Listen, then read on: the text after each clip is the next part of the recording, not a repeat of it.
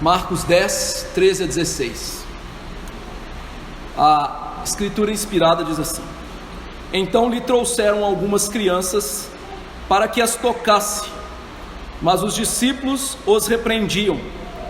Jesus, porém, vendo isso, indignou-se e disse-lhes: deixai vir a mim os pequeninos, não os embaraceis, porque dos tais é o reino de Deus. Em verdade vos digo, quem não receber o reino de Deus como uma criança, de maneira nenhuma entrará nele. Então, tomando-as nos braços e impondo-lhes as mãos, as abençoava. Vamos orar. Nosso Deus, Pai de misericórdia, nós nos achegamos a Ti por meio de Jesus, suplicando Tua graça nesse momento, para que aprendamos, ó Deus, a santa palavra do Senhor. Que o Senhor nos dê a sabedoria de expor esse texto com fidelidade, e dê a sabedoria dos meus irmãos ouvirem com fidelidade e guardarem essas palavras no coração. E tudo isso eu lhe imploro para que haja edificação do teu povo, o crescimento espiritual do corpo do Senhor e Salvador Jesus Cristo, mas de forma ulterior, que seja para a glória do Senhor, para a tua bendita honra, ó Deus Todo-Poderoso. Como disse o salmista: não a nós, mas ao Senhor seja toda a glória, ó Pai das luzes. E eu imploro que o Senhor perdoe os nossos pecados e tenha misericórdia e tire de nós todo o preconceito em relação à palavra do Senhor, para que nossos corações sejam despojados do pecado e os nossos corações tenham Cristo no mais alto do lugar deles. É em nome do teu Filho Jesus que eu lhe imploro essas coisas, e imploro que o Senhor nos dê a bênção de receber o reino como crianças, se quisermos participar dele. Ó Senhor, venha socorrer-nos, em nome de Jesus Cristo, amém. Irmãos, é interessante notar que, por mais que o mundo tenha mudado em relação àquela época, há 2000 anos atrás, há muitas coisas que são parecidas.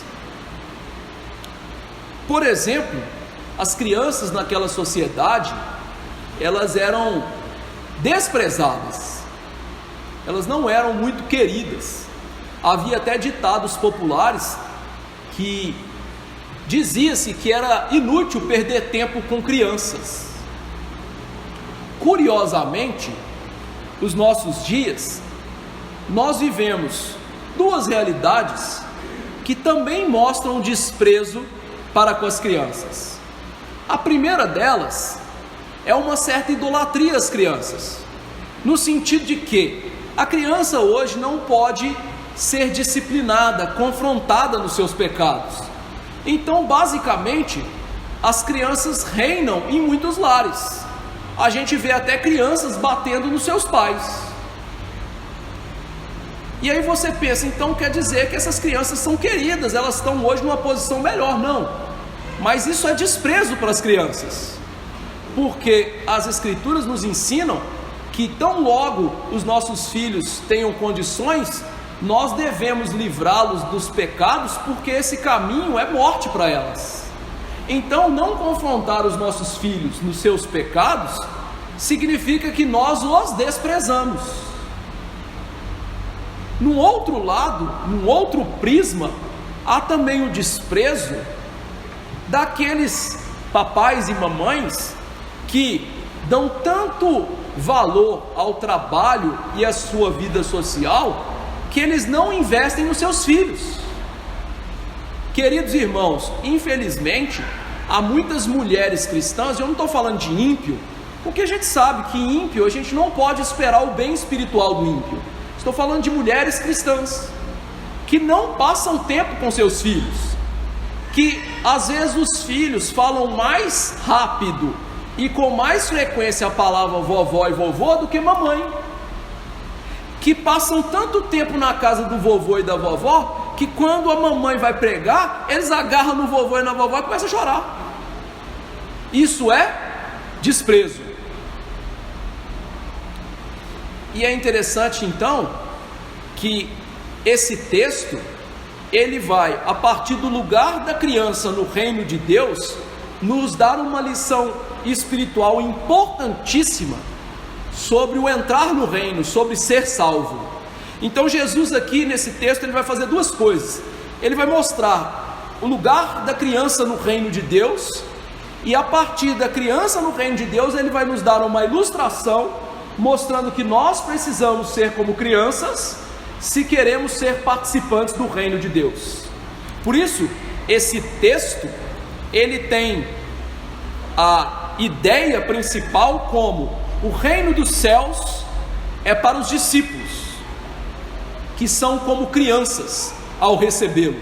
Então o reino dos céus é para os discípulos, que são como crianças ao receber esse reino. Então essa é a ideia principal que Jesus quer nos ensinar.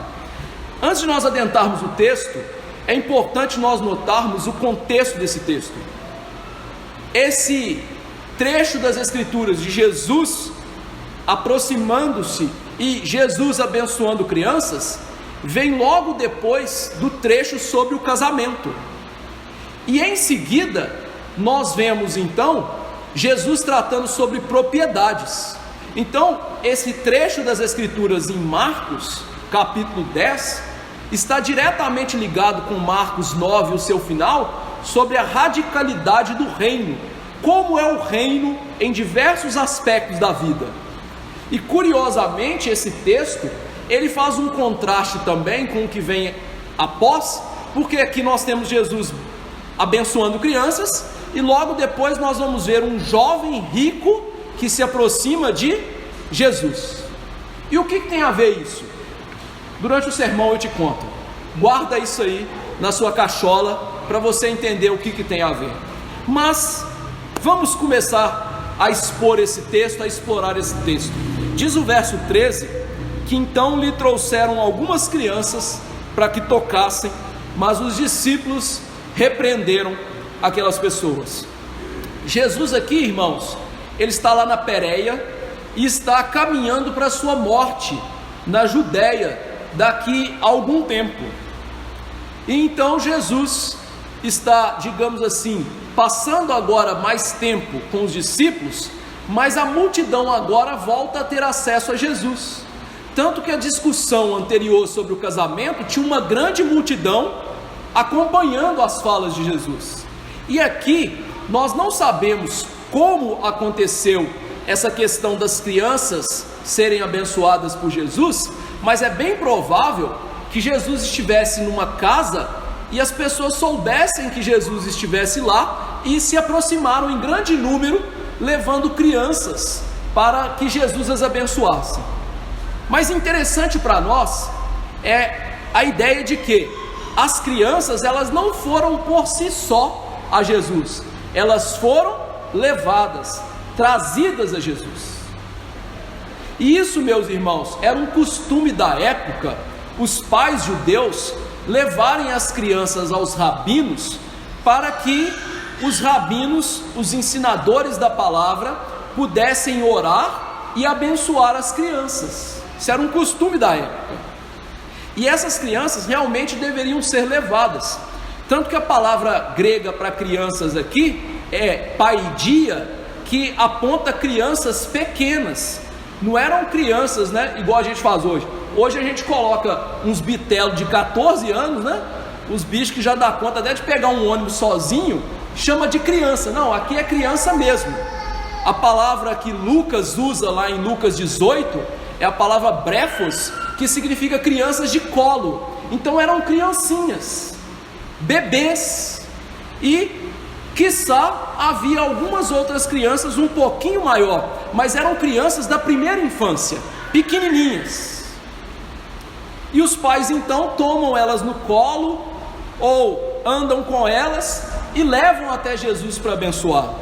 E aqui nós temos uma lição importantíssima para nós como igreja e como pais. Qual é a função nossa de igreja e de pais em relação às crianças? Sermos facilitadores para que as crianças cheguem a Cristo. Os pais receberam, queridos irmãos, nas Escrituras, a incumbência de Deus de levarem os seus filhos ao Senhor, às Escrituras, ao aprendizado da Bíblia. Tanto que o texto clássico para isso é Deuteronômio 6. Ouve Israel, o Senhor nosso Deus é o único Senhor. Então, diante disso, o que vocês vão fazer? Falem desse Senhor, assentados no caminho, andando, comendo, dormindo, qualquer coisa que vocês quiserem. Falam de Deus para suas crianças. Papais e mamães têm uma missão abençoada de Deus, de serem abençoadores dos seus filhos, lhes ensinando sobre Deus, sobre Cristo, sobre a salvação. É o nosso dever criar os nossos filhos debaixo da disciplina, da admoestação, da exortação de Deus, para que os nossos filhos sejam crentes. Pais que fazem isso, eles já são bem diferentes dos pais que a gente tem visto, que veem crianças não mais como bênçãos, mas como fardo, não mais como herança de Deus, como está no Salmo 127, verso 3, herança do Senhor são os filhos. Hoje, jovens adultos que se casam, veem crianças como estorvo, veem crianças como um dificultador do seu plano de terem bens, casas, viagens e serem felizes. E a justificativa deles é essa: não, nós queremos curtir o casamento, nós queremos curtir a vida. E eu lhe pergunto, querido irmão e irmã, aonde na Escritura você encontra um capítulo e um versículo das Escrituras em que Deus lhe ensina que você não deve desejar ter filhos para curtir a vida, para poder aproveitar mais o casamento, para poder ter mais dinheiro? O nosso discurso hoje é: crianças são despesas, crianças são problemas. O discurso de Deus é o contrário: crianças são bênçãos, e vocês têm que levar essas bênçãos que Deus deu a vocês, a Ele. Herança do Senhor são os filhos, ou seja, os nossos filhos não são nossos, eles são de Deus. Vou te perguntar: herança não é aquilo que você recebe do papai ou da mamãe? Então o bem é de quem? Do papai e da mamãe. Herança do Senhor. Então os nossos filhos são do Senhor e devem ser levados ao Senhor. E aqui, queridos irmãos, nós temos um grande contraste com a cultura judaica daqueles dias, em que as crianças não recebiam o devido valor. A cultura greco-romana, em que as crianças eram tratadas como um nada.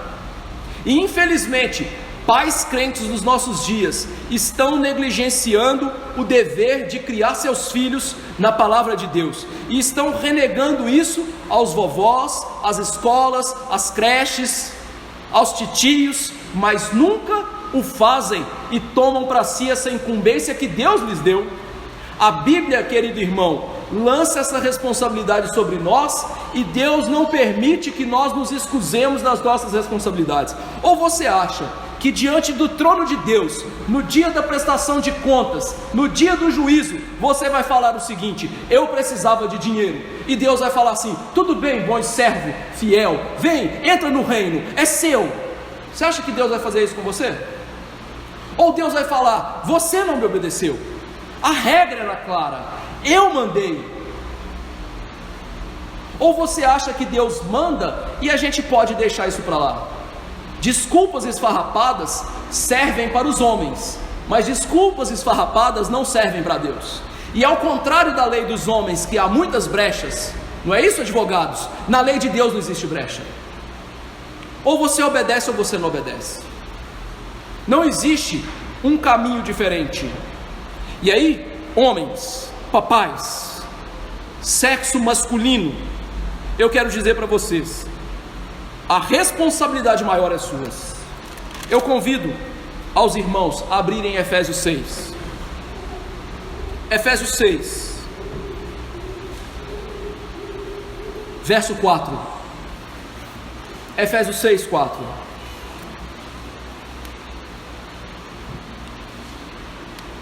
Vós, pais, não provoqueis os vossos filhos a ira, mas criai-os na disciplina e na admoestação do Senhor. A palavra pais aqui, no grego, é pateres, que refere-se única e exclusivamente aos homens. Ou seja, os homens gostam de se excusar da criação dos filhos e deixar para as mulheres. E Paulo diz: homens, é responsabilidade suas ensinar a Bíblia para os seus filhos, disciplinar seus filhos, corrigir seus filhos.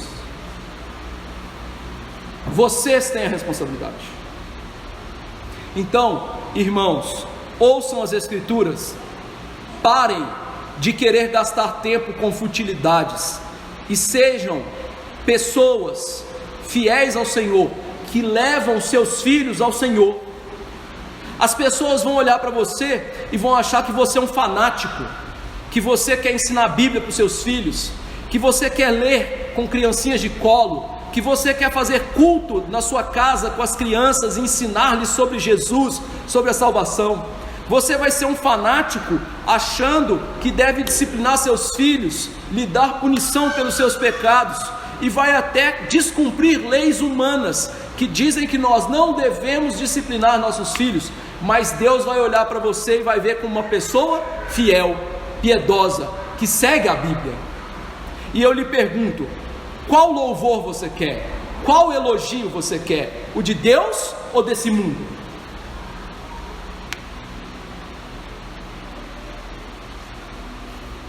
Levem seus filhos a Jesus, porque muitos vão ser aqueles que vão tentar nos impedir.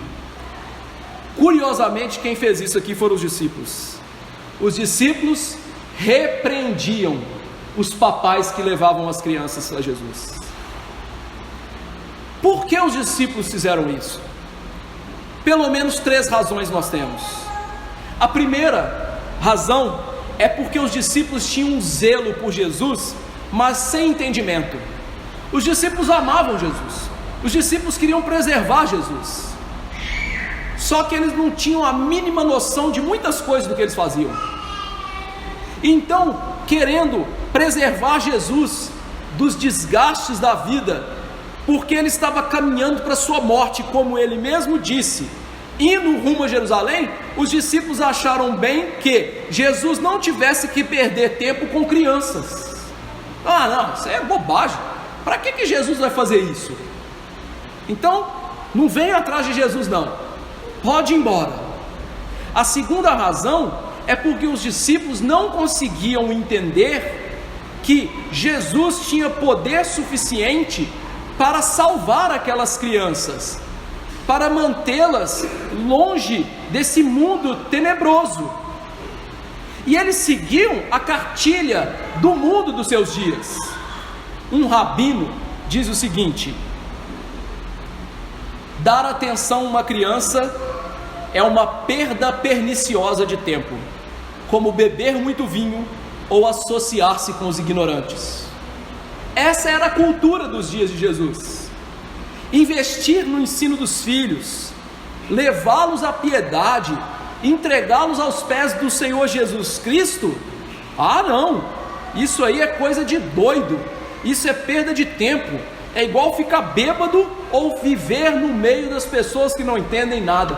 E por causa disso, desse mundanismo, desse coração duro dos discípulos, eles diziam aos papais: sai fora, não traz seus filhos para cá não. O terceiro motivo é o esquecimento deles em relação à palavra, porque lá no capítulo 9, Jesus havia dito, colocando uma criança no meio dos apóstolos, que dos pequeninos é o reino dos céus. Os apóstolos tinham acabado de receber uma lição de que os pequeninos podem entrar no reino dos céus. Os discípulos esqueceram que as promessas de Deus não eram apenas para os adultos, mas também para os filhos. Os discípulos esqueceram um conceito que Paulo diz anos mais tarde, em 1 Coríntios 7,14, ele diz assim: de outra sorte os vossos filhos seriam impuros, porém agora são santos. Com isso, Paulo não quer dizer que as crianças não têm pecado. Paulo quer dizer que nós, pais cristãos, pelo batismo e pela criação dos nossos filhos, nós separamos a criança do mundo e temos uma influência santificadora na vida deles. Veja então, que grande ignorância dos discípulos, não é mesmo? Eles, ao invés de serem facilitadores, de levarem qualquer pessoa para a salvação em Cristo Jesus, eles estão impedindo pessoas de chegarem a Jesus para ser salvos. Jesus tinha acabado de dizer para eles: não embaraceis os pequeninos. Jesus tinha acabado de dizer para eles: olha, é melhor que uma pedra de moinho seja amarrada no nosso pescoço do que a gente fazer tropeçar um dos pequeninos de Deus. E é exatamente isso que eles estão fazendo. Então, diante disso, não impeça seu filho de ir a Jesus. A pergunta é: como nós impedimos nossos filhos de ir a Jesus? Eu vou fazer só um sermão para falar sobre isso, mas hoje aqui eu vou dar 2 motivos, só para já ter um gostinho desse mel. A primeira coisa que nos faz impedir nossos filhos de ir a Cristo é pela nossa negligência. Ou seja, nós somos negligentes em criar os nossos filhos no caminho de Jesus. E nós precisamos fazer isso. Nós precisamos de criá-los no caminho de Jesus. Crianças não nascem sabendo. Como disse um puritano, crianças são como papel branco em que nós, pais, devemos ser a pena do Espírito Santo para gravar nelas a palavra do Senhor Jesus. E quando nós então somos negligentes, essa gravação da palavra de Deus no coração dos nossos filhos não ocorre. Meu irmão, Deus não vai salvar seu filho você deixando ele no videogame, no YouTube, na creche. Deus vai salvar o seu filho através da ação da sua vida, ensinando para ele a palavra de Deus. Você nunca vai mudar o coração do seu filho, mas Deus vai usar a sua vida para ensinar o seu filho, desde pequeno, quem ele é e o que ele precisa. Eu me lembro que todos os meus filhos, os meus 3 filhos, quando eles tinham momentos de vida, as coisas que eu disse para eles foram: vocês são pecadores e vocês precisam de Jesus, pregando o Evangelho para eles. E todos os dias eu faço isso para eles: vocês são pecadores e vocês precisam de Jesus. Porque se eu não pregar o Evangelho para eles, quem vai pregar o Evangelho para eles? Nós somos negligentes e colocamos a culpa na igreja. A igreja não prega o Evangelho, a escola dominical não presta. Nós não temos o cultinho aqui, né? Que é uma aberração em relação à palavra de Deus, porque você não acha cultinho na palavra de Deus. E aí nós colocamos culpa em todos, mas não percebemos que a culpa dos nossos filhos não aprenderem as Escrituras é nossa. Deixe de ser negligente. Em segundo lugar, você vai impedir o seu filho de ir a Cristo através do seu mau exemplo. Você vai trazer o seu filho à igreja e ele vai ouvir o pastor dizendo: você tem que orar, você tem que ler Bíblia, você tem que vir ao culto. E aí o seu filho vai para casa com você e ele não vê você lendo Bíblia, ele não vê você orando, ele não vê você se dedicando às coisas de Deus, ele vê você faltando ao culto. E o que ele vai perceber? O meu pai é um hipócrita. Ainda que ele não chegue à conclusão racional, ele vai aprender a ser hipócrita com você. Ele vai praticar as coisas que você faz. Afinal, né? Nossos filhos são assim. De manhã as irmãs estavam aqui com a Estelinha, né? Minha filha pequena, no colo, e ela estava franzindo a testa igual ao papai. Igual ao papai. Percebe? Pequenininha, 5 meses. Você acha que seu filho vai aprender palavrão, aprender a brigar com a sua esposa, desrespeitar o seu esposo com quem? Com você. Com você. O seu mau exemplo dentro de casa. Essas coisas são impedimentos dos nossos filhos irem a Cristo.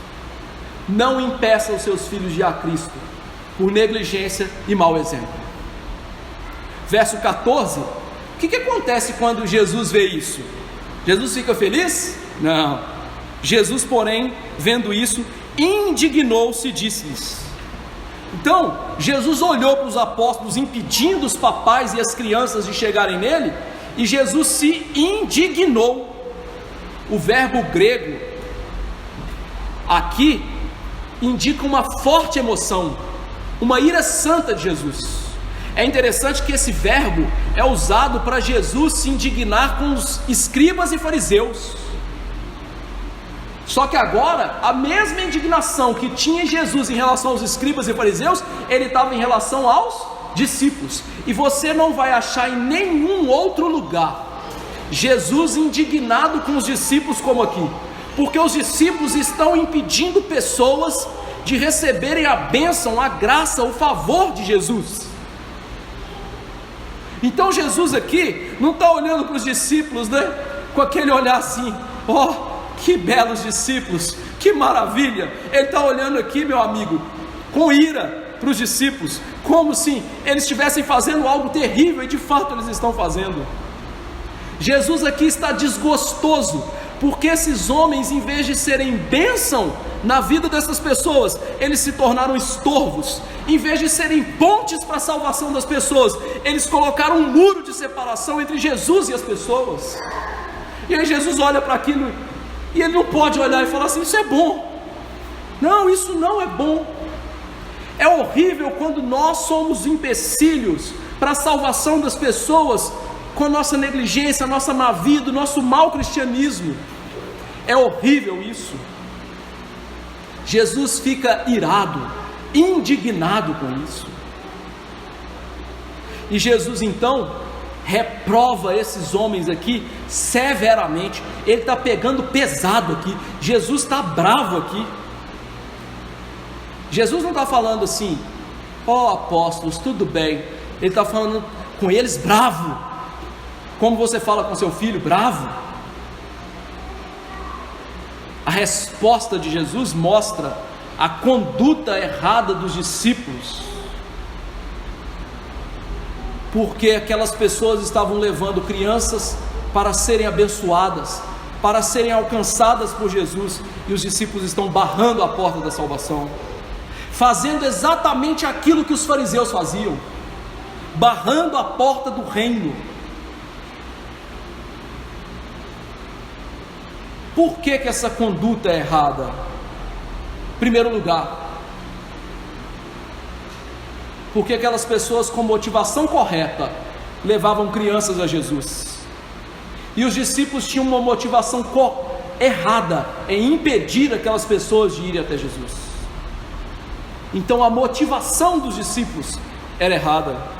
Em segundo lugar, porque a conduta dos discípulos foi errada com as crianças. É um grave pecado impedir pessoas de chegarem ao conhecimento da verdade. Quanto mais crianças, que Jesus tinha dito que era um exemplo daqueles que eram salvos, em Marcos 9:42. Os discípulos então se tornaram os fariseus, que não davam importância às crianças e não davam importância aos pequeninos do reino, e ainda impediam os pequeninos do reino de entrar nele. A terceira questão de que porque o que os discípulos fizeram era errado, é porque aquilo era errado em relação ao próprio Jesus. Eram os fariseus que eram a nata religiosa e que eram inacessíveis. Jesus não. Jesus comia com os pecadores, Jesus andava no meio das prostitutas, Jesus conversava e ia nos banquetes dos cobradores de impostos. Jesus era acessível a todos aqueles que iam a Ele. Ele andava no meio dos excluídos e necessitados. E agora os apóstolos fazem o quê? Tornam Jesus, entre aspas, como uma autoridade religiosa dos seus dias. uma nata, alguém que é inalcançável. E em quarto lugar, o que os apóstolos fizeram estava errado, porque era contrário ao que Jesus ensinaria logo em seguida. Dos tais é o reino dos céus. Então, diante de tudo isso que eles estão errando, qual é a resposta de Jesus? Deixai vir a mim os pequeninos, não os embaraceis, porque dos tais é o reino de Deus. O que Jesus quis dizer com essa expressão? Antes de você entender o que ele quis dizer, eu vou te dar o bizu, a dica do que ele não quis dizer. Em primeiro lugar, Jesus não quis dizer que as crianças são inocentes. Isso é muito comum as pessoas do nosso mundo imaginarem isso, né? As crianças são inocentes. Querido irmão, o que significa a palavra inocente? Nós temos algumas pessoas aqui que lidam com o direito. Inocente é um termo jurídico de alguém que não deve nada para a lei. Então, se hoje eu fosse diante de um juiz, eu sou inocente. Por quê? Porque eu pago os meus impostos, eu não matei ninguém, eu não roubei, por aí vai. Então eu sou inocente diante da lei, certo? Só que tem um grande problema. O ser humano, depois que pecou, não é mais inocente. Eclesiastes 7:29 diz: eis o que tão somente achei, Deus fez o homem reto, homem, humanidade, e ele se meteu em muitas astúcias. Ou seja, todos os seres humanos, depois do pecado de Adão e Eva, não são mais retos, não são mais inocentes, inclusive as crianças. E mais, o Salmo 51, verso 5, Davi diz: eu nasci na iniquidade, em pecado me concebeu a minha mãe. Então Davi está dizendo: quando eu era criança e eu nasci pecador. Essa é uma verdade terrível, mas é uma verdade das Escrituras. Ou seja, o coração da criança é estulto. O livro de Provérbios diz isso: a estultícia está ligada ao coração da criança. Ou seja, criança não é um bichinho inocente e sem pecados. Então Jesus não quis dizer isso, e pelo contrário, o Novo Testamento, segundo o teólogo, quando ele vai descrever crentes que se parecem com crianças, eles descrevem o seguinte: que crianças são briguentas, 1 Coríntios 3, 1-3, são imaturas, 1 Coríntios 3, 11 e Hebreus 5, 13, elas são fáceis de seduzir, Hebreus 6, 4, elas são imprudentes, 1 Coríntios 14, 20, elas são volúveis, Efésios 4, 14, e elas são dependentes, não no sentido bom, mas no sentido mal, Gálatas 4, 1 e 2. Então, a visão do Novo Testamento sobre crianças, e toda a Bíblia sobre crianças, é: crianças são pecadoras. Então Jesus não quis dizer que as crianças merecem o céu, porque elas são pecadoras. Em segundo lugar, Jesus não quis dizer então que as crianças são salvas simplesmente por serem crianças. A salvação não depende de faixa etária. Então uma pessoa, ela não é salva porque ela é velha, ou ela é salva porque ela é nova, ou ela é salva porque ela é criança. Não. Se a salvação fosse por causa da faixa etária, você sabe qual foi o maior missionário do mundo? Herodes, porque ele matou as criancinhas de 2 anos para baixo, todo mundo lá em Israel. Ele levou todo mundo para o céu. Então quando seu filho nasce, a primeira coisa que você vai fazer é matar ele, porque ele vai para o céu. Olha a idiotice que a gente cai quando a gente não interpreta a Bíblia direito. Então Jesus não está dizendo: olha, a criança ela tem direito por entrar no reino de Deus porque ela é criança. Não é isso. Então o que ele quis dizer? Que diabos que ele quis dizer então, né? Como diz o outro. Em primeiro lugar, e de maneira mais óbvia, que aquelas crianças que estão sendo abençoadas por Cristo Jesus são partícipes do reino de Cristo. Jesus está usando aquelas crianças que ele está abençoando, como a gente vai ver na cena, como exemplo. Então ele não está falando de todas as crianças, ele está falando daquelas crianças que estão sendo abençoadas. que são crianças que estão na aliança. Ou seja, eram discípulos de Jesus que estavam levando as crianças para serem abençoadas. Não eram quaisquer pessoas que estavam levando crianças para serem abençoadas, eram os discípulos de Jesus. Então eles estavam cumprindo aquilo que a Bíblia nos mostra em relação às crianças, lá em Atos 2,39: pois para vós outros é a promessa, para vossos filhos. Ou seja, os crentes entenderam que as promessas de salvação não são apenas para os adultos, as promessas de salvação e de participação do reino são também para as crianças de pais crentes que levam essas crianças até Jesus, que aplicam a essas crianças o selo do pacto, ou seja, colocam essas crianças na aliança, igual Abraão fez. Deus mandou Abraão circuncidar só ele? Não, mandou circuncidar ele e as suas crianças. Por quê? As crianças deveriam estar debaixo da aliança, da promessa, do reino de Deus. Elas deveriam ser inseridas no pacto. Então o que Jesus está dizendo aqui é que o lugar das crianças, dos pais crentes, é na igreja visível, é no reino de Cristo, é debaixo das promessas, da aliança. E é por isso que os reformados, seguindo o exemplo histórico da igreja, batizavam crianças. Não é um costume católico apostólico romano. Se você ler a história da igreja, as crianças desde o primeiro século sempre foram batizadas. Isso é uma invenção anabatista do século 17. Até o século 17 as crianças eram batizadas. E aí eu te pergunto, será que a igreja cristã com 17 séculos de história estava errada?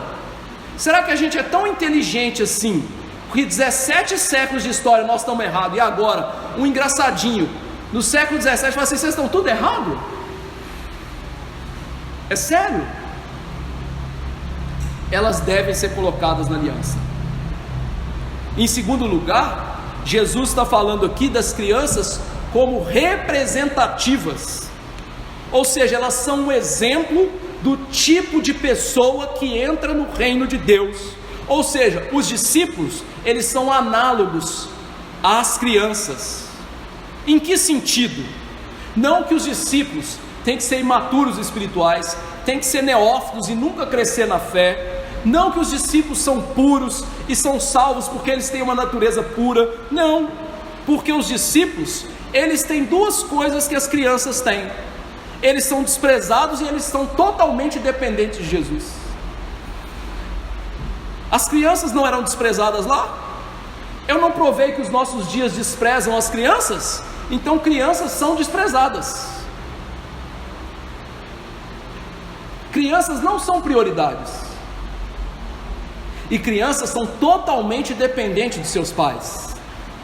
Afinal, quem aqui que tem um filho com 1 mês de vida, ele foi sozinho tomar vacina? Ninguém, né? Quem aqui que tem um filho que já nasceu segurando a mamadeira e tomando sozinho, fazendo seu leitinho? Também ninguém, né? Então crianças são totalmente dependentes dos seus pais. Então, o que são os discípulos? Desprezados. E o que mais? Totalmente dependentes de Jesus. Por isso lá em João 15,5, que nós citamos aqui de manhã, né? Jesus diz: eu sou a videira e vós os ramos. Quem permanece em mim e eu nele, esse dá muito fruto. Sem mim nada podeis fazer. Ou seja, vocês são totalmente dependentes de mim, Jesus. Daí então Jesus emendar no verso 15: então em verdade eu digo para vocês, quem não recebeu o reino de Deus como uma criança, não entra nele. Curiosamente, Jesus começou essa fala do verso 15 no original com a palavra amém. Quando que a gente fala amém na nossa vida? Depois de oração, né? Deus faz isso, isso e isso em nome de Jesus, amém. Jesus não. Jesus começou essa frase com amém. Por que Jesus começou essa frase com amém? Primeiro motivo, porque Jesus, ao começar essa frase com amém, ele estava ligando os seus discursos, as suas falas, com as falas do próprio Deus no Antigo Testamento. Muitas vezes Deus no Antigo Testamento, em seus discursos, nos textos originais, começava com amém, ou seja, em verdade eu digo para vocês, o que eu estou dizendo para vocês aqui é palavra de Deus, é certo, vocês então têm que ouvir. Então Jesus, ao começar com amém, ele está dizendo isso, é a palavra de Deus que está sendo dita, vocês têm que ouvir. Em segundo lugar, o motivo é a solenidade, a importância da declaração de Jesus. Jesus vai falar de entrar no reino, de ser salvo. Então ele está falando da nossa salvação. O problema do homem é pecado, o problema do homem é afastamento de Deus. E então resolver esse problema é algo urgente, é algo sério, e é algo que tem que vir através da verdade da palavra. Uma falsa pregação, uma falsa mensagem não leva pessoas para a salvação. As pessoas são enganadas, elas vão pensar que estão seguras, mas não estão. Então falar de salvação, de entrar no reino, é algo solene, é grave, é sério. Então Jesus colocou uma palavra grave, solene, séria, amém. O que eu digo para vocês é isso que vocês precisam entender. E que os discípulos não estavam entendendo. Como entrar no reino, como ser um servo de Deus no reino, como viver a vida do reino. E veja que a frase de Jesus, ela é tão solene, porque ela faz um contraste com as falsas religiões desse mundo, que não entendem que entrar no reino não é algo que nós fazemos, como nós vamos ver, mas é algo que Deus faz por nós, que é algo que depende da bênção de Deus sobre nós. Por isso Jesus está falando amém. O que eu vou falar aqui, acreditem, isso é para o bem da alma de vocês. Essa é a diferença entre o céu e o inferno. Escutem, por favor. E aí veja, o que Jesus fala é um choque nas falsas religiões. Querido irmão, só existem duas religiões nesse mundo. As falsas religiões, que dizem que o homem é bom, que o homem pode se salvar, que o homem pode fazer alguma coisa pela sua entrada no céu, ou no paraíso, ou no nirvana, ou no estado máximo de reencarnação, como algumas falam, e por aí vai. E a verdadeira religião, que diz o seguinte: você não pode fazer nada para a sua salvação. E vejam que o que Jesus está dizendo é justamente isso. O reino não é um lugar adquirido. Ele diz o seguinte: quem não recebe o reino, quem não recebe, o verbo é receber e não conquistar. E aí eu digo para você, lembra que no começo eu falei do jovem rico e que fazia todo sentido com esse texto? Lembra? O verbo é receber. Agora, olha o que o jovem rico fala no texto seguinte. Você está com a Bíblia aberta? Acompanhe aí comigo. Marcos 10:17. Pondo-se Jesus a caminho, correu um homem ao seu encontro e ajoelhando-se perguntou: bom mestre, o que eu farei? O que eu farei para herdar a vida eterna? Percebeu a diferença entre receber e fazer e conquistar? Então Jesus está dizendo aqui: o reino de Deus você não conquista, você não compra. O céu não é um lugar de direito, você recebe, é graça, nós somos agraciados. Jesus está mostrando para a gente aqui o evangelho verdadeiro, como disse Jonas 2:9, ao Senhor pertence a salvação. Ser humano pecador, você não pode se salvar, você não pode conquistar o céu através dos seus esforços. O céu não é algo merecido. Daí nós lermos lá em Romanos 4, o que Abraão pode se jactar, se gloriar diante de Deus? Nada. porque ele não trabalhou para isso. Ele creu naquele que justifica o ímpio. Ou seja, Abraão foi salvo por crer, foi salvo por Deus que o justificou, e não por aquilo que ele fez. O exemplo das Escrituras para nós é: salvação não depende das suas boas obras. Você ler Bíblia não vai te levar para o céu. Você vir na igreja não vai te levar para o céu. Você orar não vai te levar para o céu. Espera um pouquinho. Quer dizer que eu posso entrar no céu sem essas coisas? Não. Mas o que eu estou dizendo é que essas coisas não são a causa da sua salvação. Por isso a Bíblia diz: pela graça sois salvos. A causa da sua salvação é a graça, o dom imerecido de Deus. A causa da sua salvação é o que Jesus fez para te salvar, e não o que você faz para se salvar. Se você está aqui dentro dessa igreja, sendo daqui ou não, pensando que você vai para o céu por aquilo que você faz, você não está indo para o céu. Porque o céu não é lugar de orgulhosos.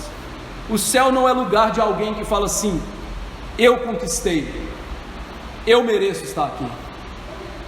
Pelo contrário, a Bíblia diz: o salário do pecado é morte. Lembra que em Romanos 4 que nós lemos, diz que o salário não é um favor, é dívida. Ou seja, Paulo estava dizendo lá em Romanos 4, Abraão recebeu favor e não dívida de Deus. E em Romanos 6 ele diz: o salário, a dívida do pecado é morte. Você é pecador? Qual é o seu salário? Qual é a dívida de Deus para você? Morte. Esse é o Evangelho, e é isso que Jesus está ensinando aqui. Então, o reino não se conquista, o reino se recebe pela graça de Deus. Que reino é esse, pastor? O reino, querido irmão, é o próprio Jesus e os benefícios que vêm de Jesus. Jesus disse o seguinte: a vida eterna é esta, que te conheçam a ti, o Deus único e verdadeiro, e a Jesus Cristo a quem enviaste. Ou seja, o reino de Deus é você receber a Cristo. O reino de Deus é, recebendo a Cristo, você tem comunhão com Deus e todas as bênçãos que emanam de Jesus. Por isso, o pregador reformado William Hendricks, ele diz assim: o reino de Deus é experimentar o amor de Deus derramado em nosso coração pelo Espírito Santo. Romanos 5,5. É ser transformado à imagem de Cristo. 2 Coríntios 3,18. É ser iluminado pelo brilho do conhecimento de Deus na face de Jesus. 2 Coríntios 4,6. O reino é possuir a paz de Deus que ultrapassa o entendimento. Filipenses 4,7. O reino é alegria indizível e cheia de glória. 1 Pedro 1,8. O reino, ele se consuma na volta de Cristo, no novo céu e nova terra. Apocalipse 21:1. Então, quer ser parte desse reino? Como receber? Como criança, ele diz aí. Pense o seguinte: imagine vocês querem dar um presente para o Henrique, que está sentadinho ali no colo do Lu, e vocês perguntam então para a Flávia e para o Lu, o que ele gosta? E eles vão falar assim: olha, ele gosta de dinossauro, dá um dinossauro para ele. Ele não tem ainda o Byronix. Eu também gosto de dinossauro, deu para perceber, né? E aí você compra aquele dinossaurão assim, e chega para ele e fala: estou te dando, Henrique. Como é que ele vai receber? Será que ele vai falar assim: tá bom, você só me deu o que eu merecia, né? Não, ele vai agarrar aquilo com toda alegria e vai sair com aquilo no colo, meu amigo, para brincar, para usufruir, para desfrutar. Não é assim? Então, é assim que a gente recebe o reino, como criança, como quem confia, como quem recebe um presente, entendendo que a gente não merecia aquilo, que você não sabe nem por que você está recebendo aquilo. É despojar da nossa pretensa capacidade e orgulho e ter simplicidade e humildade em receber as coisas. É entender o que? Não sou digno, mas recebo. Não mereço, mas aceito. Em segundo lugar, a criança, ela depende completamente, ela então se entrega completamente. Então receber o reino como uma criança é entender isso. Eu sempre dependo 100% de Deus. 100%. Algumas pessoas ficam falando assim: eu quero depender mais de Deus. Não aprendeu teologia ainda. A Bíblia diz que o Senhor Jesus Cristo sustenta esse mundo com a palavra do seu poder. Então todas as pessoas são 100% dependentes de Deus. A questão é: você sabe disso? Você demonstra isso? Você entendeu isso? Que você é 100% dependente de Deus e sobretudo para a sua salvação? Não seja como o personagem Bart Simpson, né? Eu agradeço Deus pelo que a gente tem, mas tudo bem, nós trabalhamos para isso. Isso não é reconhecer a dependência de Deus. Reconhecer a dependência de Deus é saber que você depende dele para tudo nessa vida, e sobretudo a sua salvação depende dele. Ela não pertence a você, ela é de Deus, e você recebe como uma criança. E aí o que Jesus faz com quem recebe esse reino assim? Verso 16, e eu vou ser mais breve aqui. Tomando no braço, impôs as mãos e abençoaram. Veja o que Jesus faz. Os apóstolos estavam barrando, Jesus deu uma bronca nos apóstolos, e Jesus agora faz 3 coisas. Primeira coisa, ele toma essas crianças no braço. Veja o carinho, a aceitação, a valorização, a proteção, o cuidado de Jesus com esses pequeninos. Jesus literalmente pegou essas crianças no braço dele. Meus irmãos, eu sei que inveja é pecado, mas que inveja dessas crianças, né? De ser literalmente abraçado por Jesus, tomado por Jesus. Mas graças a Deus que Deus faz isso conosco, não no sentido físico, mas espiritual. Todos os pequeninos que recebem o reino como crianças são cuidados por Jesus, recebem o carinho de Jesus, o apreço de Jesus, a bênção de Jesus. Ora, isso não tem nada que se compare. Receber Cristo, ser recebido por Cristo, ser cuidado por Cristo, abençoado por Jesus. E ele faz isso com todos aqueles que são como crianças. Em segundo lugar, ele impõe a mão sobre essas crianças e ora por elas, como mostra Mateus 19:13, o trecho paralelo. Em vez de concordar com os discípulos, mandando elas embora, Jesus chama e ora por elas. E aí veja, se Jesus orou por elas, essa ação prova o meu ponto. Qual ponto? De que essas crianças são participantes do reino. Por quê? Jesus não ora por ímpios. Jesus é o sumo sacerdote que ora pelos crentes, somente pelos crentes.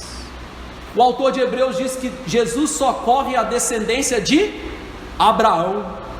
O autor de Hebreus diz em Hebreus 7, 25 e 26 que Jesus vive a interceder pelos crentes no céu. João 17 mostra que Jesus ora pelos eleitos. Então, se Jesus orou por essas crianças e abençoou essas crianças, elas são parte do reino de Deus. E aí veja, Jesus abençoou essas crianças. E aqui, meus irmãos, tem uma coisa muito interessante que no português não dá essa ideia. O grego dá a ideia aqui de uma ação que foi a seguinte: Jesus pegava uma criança, abençoava, orava, entregava para o papai. Pegava outra criança, abençoava e orava, entregava para o papai. Ou seja, ele não abençoou de baciada. Então tá bom, crianças, recebam a graça de Deus. Pum, não foi assim. Ele pegou cada uma no colo. Que lindo, né? Mostrando que Deus faz isso com cada um dos seus filhos. Deus não abençoa você de baseada, irmão. Ele dá bênçãos espirituais a cada um de vocês como indivíduo. Ele faz o bem na vida de cada um de vocês, particularmente. E mais, a palavra abençoou, no grego, está no tempo imperfeito, que significa que a bênção de Jesus não foi só naquele momento, foi uma bênção que foi dada naquele momento e continuaria na vida dessas crianças. Os verbos imperfeitos no grego indicam uma ação que ela é feita no momento, mas ela reverbera, ela continua a sua ação pelo tempo, mostrando que Jesus abençoou aquelas crianças, mas a bênção de Jesus sempre estaria sobre aquelas crianças, mostrando para a gente o que? O que você pode fazer para perder a bênção de Deus? Absolutamente nada. Se Deus lhe abençoou, você jamais vai perder a bênção de Deus na sua vida e a graça salvífica na sua vida. É isso que Paulo diz, que nada nos separa do amor de Deus, nem anjos, nem principados, nem potestades. Por quê? Porque se Deus nos justificou, nem Deus pode ser contra a gente mais. Deus nunca mais vai ser o inimigo do crente. Então tá bom, pastor, significa que a partir de hoje eu vou fazer tudo errado para Deus continuar me abençoando? Não.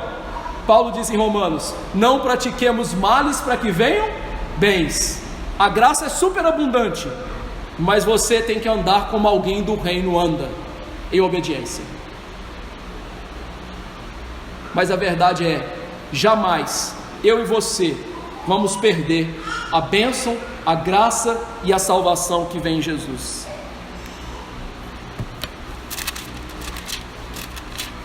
Ah, pastor, eu não acredito nisso.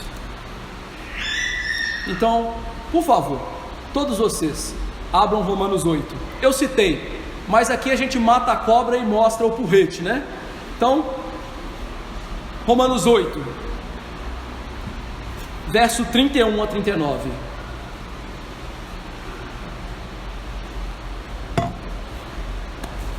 Romanos 8, 31 a 39. Que diremos, pois, à vista dessas coisas? Se Deus é por nós, quem vai ser contra nós? Aquele que não poupou seu próprio filho, antes por todos nós o entregou, porventura não nos dará graciosamente com ele todas as coisas? Quem intentará acusação contra os eleitos de Deus? É Deus quem justifica. Quem os condenará?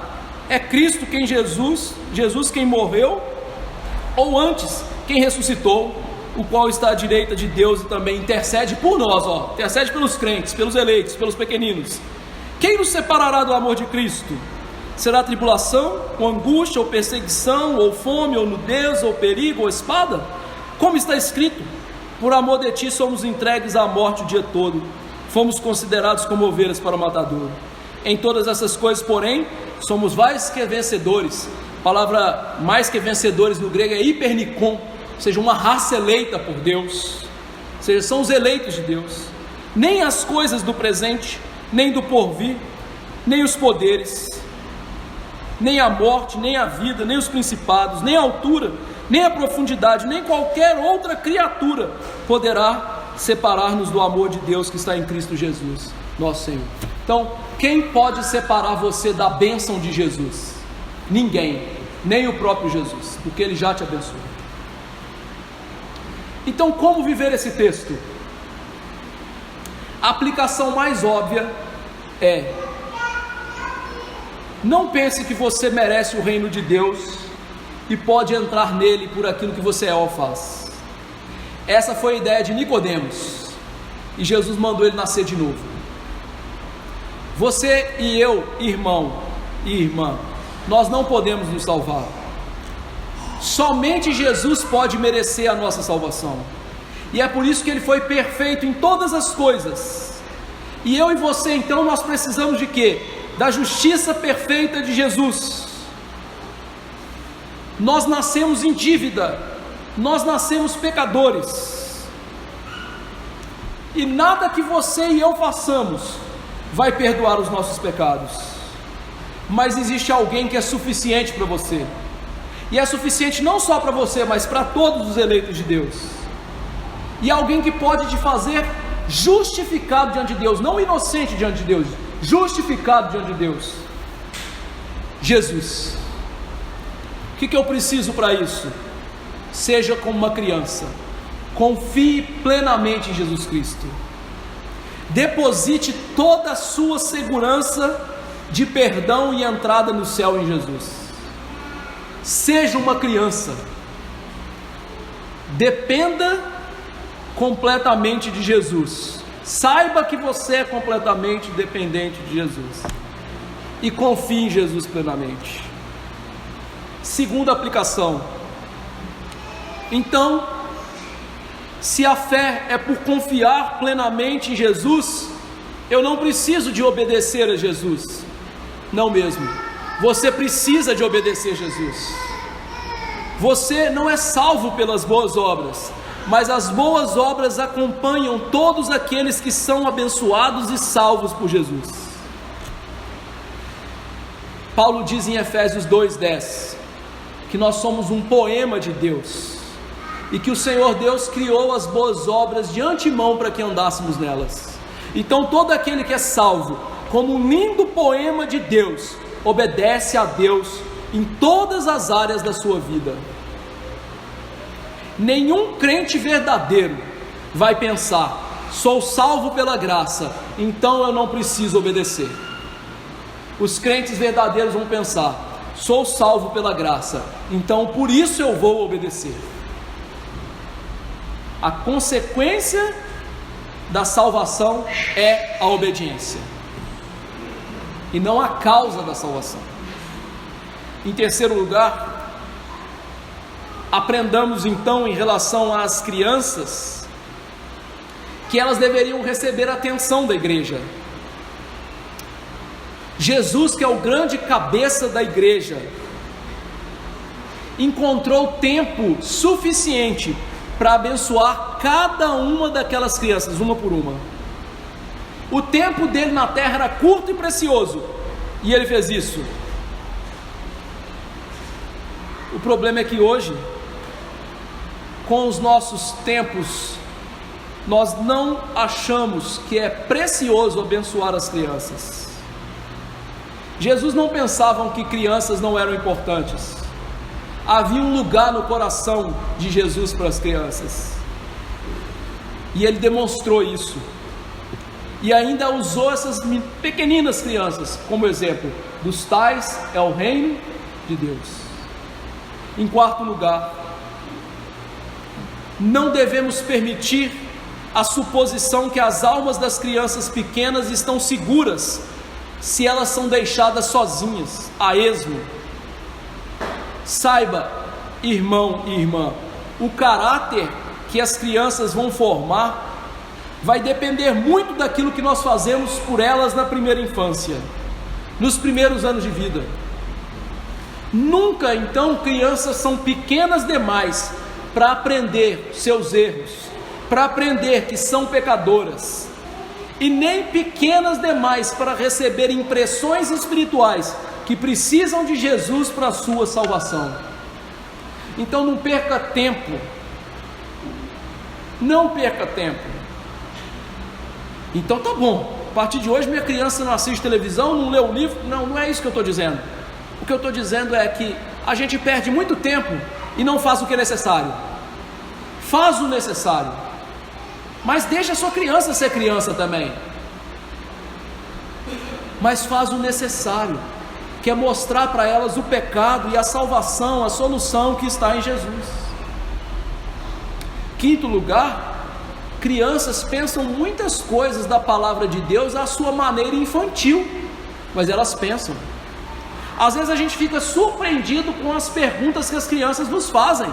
Por quê? Porque ainda que elas não tenham a capacidade que nós temos de raciocinar teologicamente, o coraçãozinho delas lá está pensando teologicamente. Sabe por que nossas crianças pensam teologicamente? Porque todo ser humano pensa teologicamente. Todo ser humano tem algo que Calvino chamava da semente da religião. Por isso, aonde quer que você vá, o ser humano é religioso. Ele chamava isso de semen religiones.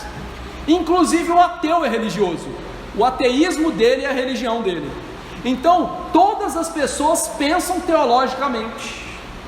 Então, o seu filhinho, ele pensa teologicamente. A questão é que muitas vezes ele vai pensar errado teologicamente. Então, qual que é a sua função? Ver que ele está errando teologicamente e, vem cá, não é assim. Corrigir. Sexto lugar, então, cada criança tem uma consciência. Crianças têm consciência, irmão, como nós também temos. Então, o que nós temos que fazer?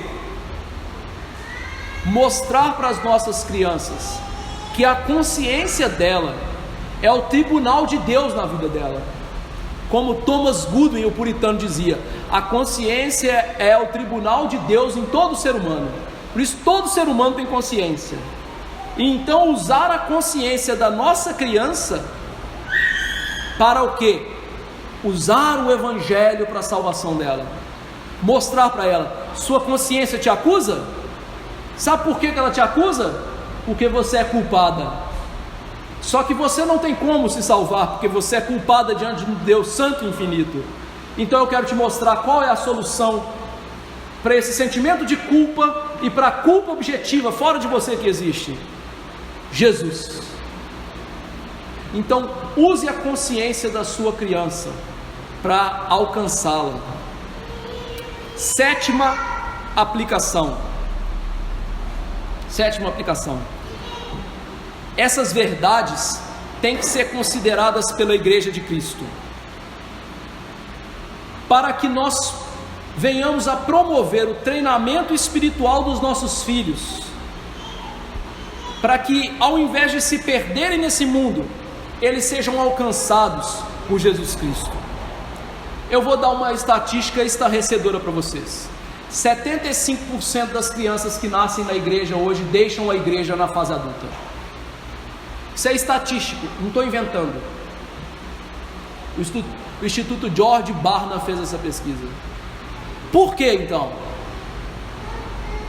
Porque os pais hoje treinam seus filhos? As igrejas hoje treinam seus filhos? Os papais trazem os filhos para a adoração pública da igreja? Não.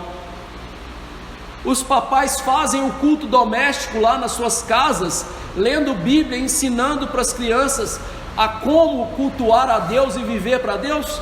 Não. Resultado? 75%. Então, a Igreja de Cristo precisa hoje entender que nós precisamos de urgentemente investir no treinamento dos nossos filhos, em casa e na igreja. Como disse Paul Washer, nossos filhos são treinados milhares de horas em filosofia secular, e eles vêm para a igreja colorir a arca de Noé. O que você acha que vai acontecer com ele? Ele vai para a escola e ele não fica colorindo. Ele vai para a escola aprender que Deus não criou o mundo, que o homem é bom, que o sistema é que nos corrompe, e ele é doutrinado nisso nas escolas. E aí ele vai para a escola dominical e faz o quê? Vai colorir. Dá no que dá, Oitava e última aplicação, e essa aqui é do J.C. Ryle, ou J.C. Ryle, que diz assim: nenhuma igreja pode ser reputada como saudável se estiver negligenciando o bem espiritual das crianças, ao mesmo tempo em que se desculpa preguiçosamente que é inútil, sob a alegação de que crianças são apenas crianças. Uma igreja assim, é claro, estaria apenas demonstrando que não possui a mente de Cristo. Uma congregação cujos membros sejam todos pessoas adultas, e as crianças ficam ociosas em casa, ou em atividades inconvenientes na igreja, como culto infantil ou outras atividades como coloridos, encontra-se uma condição das mais insatisfatórias e deploráveis. Os membros de tal congregação talvez se orgulhem de seus números e de seu ponto de vista moderno, que afasta as crianças da adoração. Talvez até justifiquem teologicamente dizendo que o ensino tem que ser adequado a elas, ou que elas não podem mudar o coração das crianças, e que elas apenas esperam que Deus converta essas crianças um dia. Entretanto, porém, contudo, a tal igreja tem que entender que Cristo as considera negligente quanto a um solene dever de trazermos as crianças a Cristo para serem abençoadas. E essa igreja tem que entender que está cometendo um grave pecado.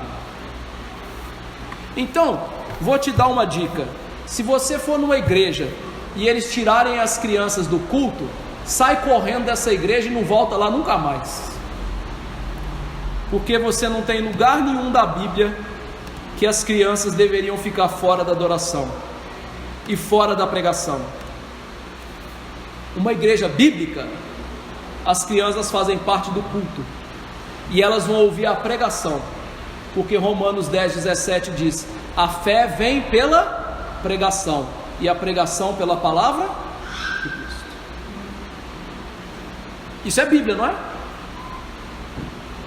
Que Deus nos ajude a entrar no reino como crianças e cuidar das nossas crianças, para que em vez delas não entrarem no reino, né, elas serem expulsas do reino de Deus. Não, que Deus nos ajude a trazer as crianças para o reino de Deus. Vamos nos colocar de pé e implorar a graça de Deus nesse sentido. Senhor Deus, nosso Pai, eu nesse momento imploro perdão pelos pecados de cada um de nós, e imploro por quantas vezes pensamos que nós merecemos entrar no céu, ou que nós somos melhores do que alguém, ó Deus. Que o Senhor tenha misericórdia e que todos nós recebamos o reino como uma criança, de maneira totalmente dependente de Jesus e confiante no Senhor e Salvador das nossas almas. Que o Senhor tire de nós o orgulho e a pretensão de achar que o céu é nosso por direito, e abençoe para que, como crianças, nós amemos a Cristo, nós desejemos a Cristo, e que como crianças desejemos ardentemente o genuíno leite espiritual que nos dá o crescimento para a salvação. Ó Deus de toda graça, eu quero te implorar perdão por quantas vezes fomos empecilhos de pessoas entrarem no reino, pelo nosso mau testemunho, pelo nosso mau cristianismo. Que o Senhor tenha misericórdia de nós e nos ajude a viver como Cristo e a sermos fiéis como Senhor e Salvador das nossas almas. E eu te imploro perdão por aqueles que são pais aqui e negligenciaram a criação dos seus filhos, e que esses filhos estão hoje fora da igreja. Que esses pais, ó Deus, se arrependam, e que eles entendam que somente através do arrependimento deles o Senhor pode transformar a situação. Que eles encontrem esses filhos adultos e lhes peçam perdão, dizendo que erraram, que foram toscos e ignorantes em relação à criação deles. E que nós que somos pais jovens possamos, em vez de seguir o curso desse mundo, ó Pai, seguir o curso da palavra, que nos ensina a amar o Senhor do nosso coração e ensinar os nossos filhos a amar o Senhor de todo o coração, seja sentados, sejam andando no caminho ou fazendo outra coisa qualquer, ó Deus. Por favor, nos dê essa graça. E eu imploro pelas igrejas dos nossos dias, que estão promovendo a abominação cristã chamada cultinho, que quebra o segundo mandamento que trata do culto, e estão tirando as crianças daquilo que pode lhe salvar, que é a pregação do Evangelho. E que o Senhor tenha misericórdia dessas igrejas e as leve ao arrependimento. Mostre a esses pastores que eles estão errados, que eles estão como os discípulos, impedindo as crianças de chegarem a Cristo e a sua bênção. E ó Pai, nos dê igrejas saudáveis nos nossos dias, e nos dê que essa terrível estatística que impera nos nossos dias seja revertida ainda na nossa geração, para a honra e glória do Senhor Jesus. É no nome dele que eu imploro essas coisas. Amém. Que a graça do Senhor Jesus, o amor do Pai bendito e a consolação do Espírito estejam com os pequeninos do Senhor, hoje e para sempre. Amém.